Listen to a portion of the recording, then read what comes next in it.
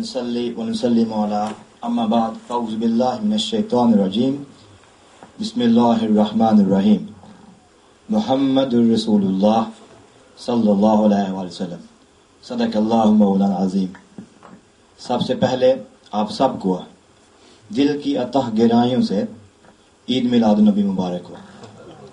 اور اب آؤ تسکین دل یار کی باتیں کریں، محمد کے لب و رخسار کی باتیں کریں، محمد کے لب و رخسار کی باتیں کریں۔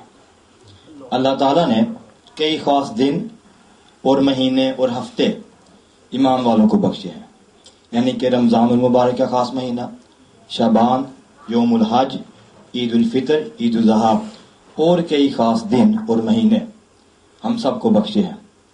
یہ سب مہینے تو ہو گئے ان کے لیے جنہوں نے ثواب کمانے ہیں، یعنی کہ اللہ نے کہا کہ رمضان میں روزے رکھو اور میری عبادت کرو، حج پہ جاؤ اور حج کرو اور میری عبادت کرو۔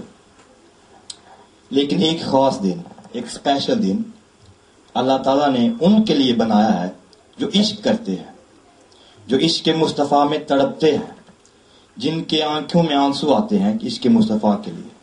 یہ دن ان کے لیے ہے، اور بتایا کہ اے لوگو، یہ دن تمہارے لیے ہے جو ہر وقت میرے محبوب پہ ہر وقت درود و اسلام کے نغمے پڑھتے ہیں، ہر وقت میرے محبوب کے عشق میں تڑپتے ہیں، اور وہ دن ہے 12 ربیع الاول کا دن۔ اس دن کو ہمارے پیارے آقا محمد مصطفیٰ صلی اللہ علیہ وسلم کا میلاد ہوا، وہ اس دن دنیا میں تشریف لے کر آئے۔ اور اب ہم انہی کی باتیں کریں گے، صرف انہی کی باتیں کریں گے، محمد کی باتیں کریں گے۔ محمد صلی اللہ علیہ وسلم آقا کا ایک ذاتی نام ہے، جس طرح اللہ تعالیٰ کا ذاتی نام ہے، اسی طرح اللہ کے 99 صفاتی نام ہیں اور آقا کے بھی 99 صفاتی نام ہیں۔ تو ذاتی نام ہو گیا اور 99 صفاتی نام ہو گئے۔ اللہ تعالیٰ فرماتا ہے کہ جو میرے سارے صفاتی نام ہیں، آقا علیہ السلام کے ناموں کو اپنے سب صفاتی ناموں کا میں نے مظہر بنایا ہے۔ مظہر کا معنی ہے کہ جس کے ذریعے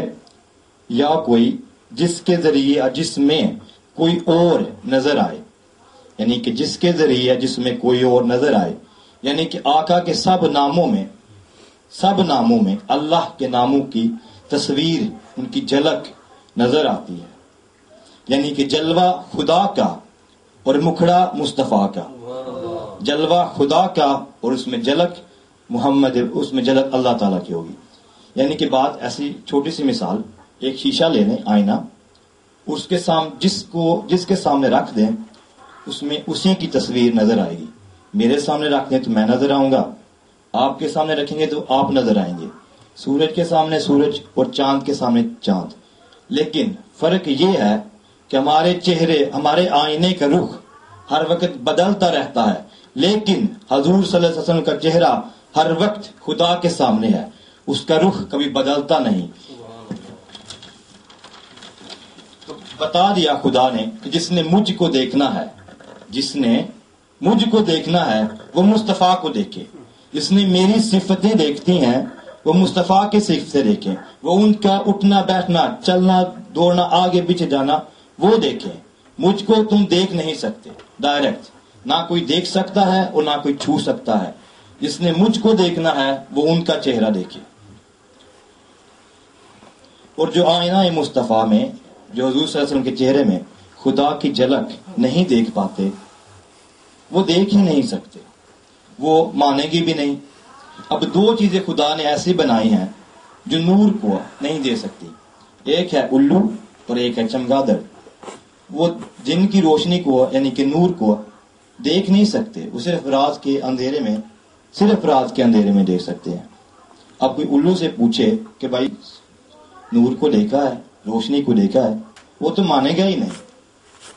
تو یہ سارے جھگڑے جو ہوتے ہیں ہمارے ہاں وہ صرف نہ دیکھنے کے ہیں۔ حضرت ابو بکر، حضرت عمر، عثمان و علی، ان سب نے دیکھ لیا تھا اور چپ کر گئے تھے، وہ مان گئے تھے، لیکن ابو لہب نے اور ابی جہل نے انہیں دیکھا نہیں تھا، تو جھگڑے وہاں پہ ہو گئے۔ ایک اور چھوٹی سی مثال کہ جو زلیخا جو حضرت یوسف علیہ السلام کے عشق میں دیوانی ہو گئی تھی، انہوں نے یوسف علیہ السلام کے حسن کو دیکھ لیا تھا اور جس عشق میں دیوانی ہو گئی. اب جب وہ تو غلام تھے ان کے، یعنی کہ ان کو تو غلامی پہ خریدا تھا، اور جب مصر کی جو عورتیں تھیں ان کو یہ خبر ملی کہ یہ تو اپنے نوکر میں جن کو خریدا ہے اس کے عشق میں پاگل ہو گئی، دیوانہ ہو گئی، وہ تو تانے دینے لگ پڑی. اور زلیخا کو تو پریشانی ہوگی کہ اب میں کیا کروں، اس کا کیا حل کروں. تو اس کی خوش قسمتی کہ وہ کسی اللہ والے کے پاس، کسی عشق والے کے پاس جا پہنچی اور اپنے دل کا حال بتایا کہ عورتیں یہ تو مجھے چھوڑتی ہی نہیں، ہر وقت تانے دیتی ہیں، اور جب بھی یوسف علیہ السلام کا نام لیتی ہیں تو بڑے بے ادبی کے لفظ استعمال کرتے ہیں. تو اس اللہ والے نے کہا کہ جو تو نے دیکھا ہے وہ ان سب کو بھی دکھا دے، یعنی کہ جو نے تو ان کا حسن دیکھ لیا وہ حسن ان کو بھی دکھا دے. تو ایک محفل سج گئی اور پورے مصر کی عورتیں، زنان مصر، وہ ایک صف بنا کے بیٹھ گئیں ساری، اور ہاتھ میں پھل اور چھری لے کے بیٹھ گئیں، اور کہا کہ یہاں سے یوسف علیہ السلام گزریں گے، اور جب گزریں گے تو چہرے سے نقاب اٹھائیں گے اور اپنا چہرہ دکھائیں گے، اور تم اس وقت چھریوں سے پھل کاٹنے لگ پڑنا. اب یہ قرآن کے لفظ ہے.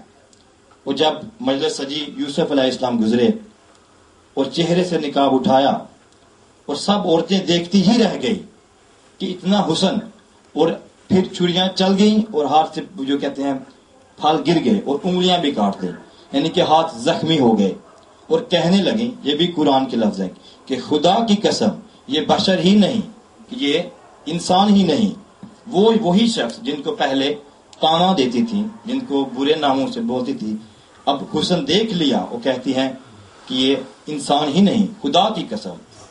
اور یہ تھے یوسف جن کے حسن کی یہ بات کہ چھریاں کٹ گئیں اور ہاتھ کٹ گئے، لیکن ہمارے آقا کا حسن، ان کی ایک جھلک، ان کی آنکھیں، ان کے کنڈل والی زلفیں، کہاں یوسف اور کہاں آپ. میں نے شروع میں سورۃ فاتحہ کے 3 لفظ پڑھے، تلاوت کیے، محمد الرسول اللہ، محمد رسول اللہ، 3 لفظ. یہی لفظ ہمارے کلمے میں بھی ہیں. اب ہم تھوڑا سی عشق کی باتیں کرتے ہیں. محمد الرسول اللہ یعنی کہ 3 لفظ، اور آقا صلی اللہ علیہ وسلم کے ہاتھ میں ایک چھاپ بھی ہوتی تھی جب آپ تھے، اس چھاپ میں بھی یہی لکھا ہوا تھا محمد الرسول اللہ، لیکن اس میں ایک ترتیب سے لکھا تھا، سب سے نیچے محمد، اس کے اوپر رسول، اس کے اوپر اللہ، یعنی کہ دیکھ لیں محمد نیچے، رسول درمیان میں، اور اللہ آپ میں. اس کا بھی ایک معنی ہے. اب یہ اس کا یہ معنی ہے کہ اگر جو لوگ اللہ سے پہنچنا چاہتے ہیں، جو لوگ جن کی منزل ہے اللہ، جو اللہ سے پہنچنا چاہتے ہیں، وہ ڈائریکٹ اللہ سے کبھی نہیں پہنچ سکتے. اگر تم چاہو کہ اللہ کے پاس جاؤ گے تو کبھی نہیں جاؤ گے. سب سے پہلے محمد کی دہلیز پہ آؤ، ان کے در میں آؤ، ان کے قدم چومو، ان کی غلامی کا پٹا اپنے گلے میں ڈالو، ان کے کتے بنو اور ان کے پیر چومو، پھر ان کی رسالت پہ ایمان لے کے آؤ، پھر وہ آپ کو اللہ پہ پہنچائیں گے. ڈائریکٹ اگر تم اللہ کے پاس جاؤ گے تو کہیں بھی نہیں جا پاؤ گے. سب سے پہلے ان کی غلامی کا پٹا اپنے گلے میں ڈالنا پڑے گا. ایک اور میں حضور کی ذات ایک ایسی ذات ہے کہ جو ہمیں اللہ تک پہنچاتی ہے، ان کے بغیر ہم نہیں پہنچ سکتے. ایک لفظ ہے جنت، سب کہیے جنت.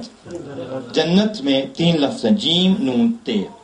اب جو جنت میں جو نون ہے اس کی وہ حیثیت ہے کہ وہ جیم کے ساتھ بھی ہے اور تے کے ساتھ بھی جڑی ہوئی ہے، یعنی کہ جیم جو ہے جو ڈائریکٹ تے کے ساتھ نہیں جا سکتی.